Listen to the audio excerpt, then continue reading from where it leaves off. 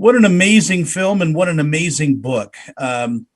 Jessica, I'm going to ask you the question you've been asked 1,000 times today. Where did you get your inspiration for Nomadland? Yeah, I've always been obsessed with subcultures, these non-blood families, people who find what the writer Armistead Maupin referred to as logical rather than biological families. It was a combination of that and just hearing about people who were not doing the vacation thing that I thought RVs meant, and hearing that something different was going on. And those two things mashed up in my head, and I started exploring it first for a magazine and then in book form.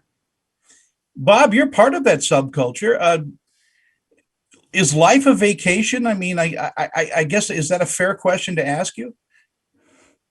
No, it's life isn't a vacation. However, the quality of life can and should be much higher. Most of us find that the stress and the fear of life falls away.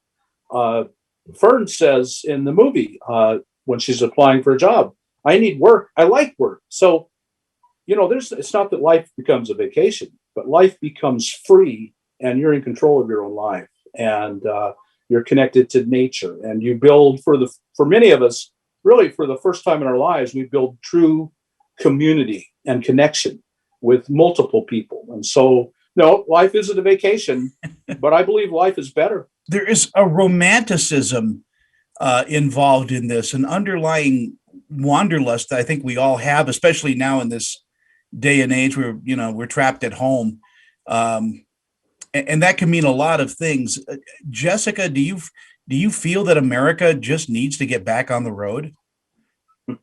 I think everybody could learn a few things by being out on the road. And I think what stood for the traditional way of life has been romanticized a bit too, that people have been sold a bill of goods, that you have to do things this way. You need to get a house with that white picket fence, go into lots of debt. That way of American life, I think, has been romanticized for too long. So if we can shake it up a little bit, I think that's fantastic. Bob, there's something certainly spiritual about, living in this nomad culture.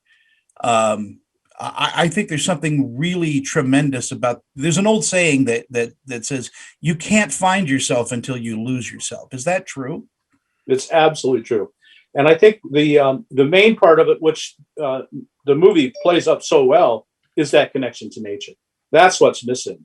And so going on the road is a big part of healing, but it's that profound connection to nature, just lying in a pool alone. And it's the ability to be alone in your own head, which nearly all of us have lost. We have to fill our head and our homes and our lives with noise and activity and busyness. 1 second alone with our own thoughts is more than many of us can bear. Most of us can bear. And so that is actually a healing journey, I think, that Fern starts on, and you see it play out. It's not romanticized. Sometimes it's hard and unpleasant, but the healing is worth all the cost. Jessica, to just go further as what Bob said, your main character is a huge wound that needs to be healed. What was your research for that? I mean, did you talk with people that are in this healing mode? So it was very immersive research. It was what we call participant journalism, where you're not trying to pretend that you're becoming your subject, because that's creepy and patronizing, but you are trying to get as close as you can so you can tell stories and give them their due and really do the best you can by the people you're writing about. I am so glad that there is this culture that we're just learning about because of this, Bob. I think Jack Kerouac wrote about it, Jack London. I mean, there are certainly heroes in history that felt this pull to get out of society and get back into nature. Yeah, it's humans have been on the earth for about 250,000 years, and 99.9 we were immersed from nature. There was no non-nature, there was only nature. For 10,000 years we have been out of it, and we have seen the result. We're seeing a society in horror, living in horror, and we were going to see much more of it. So I think there is a longing, a deep underlying longing for that reconnection to nature. That is a trauma that every human feels until it's healed to some degree. We're very good at stuffing it and ignoring it and covering it up, but it's always there.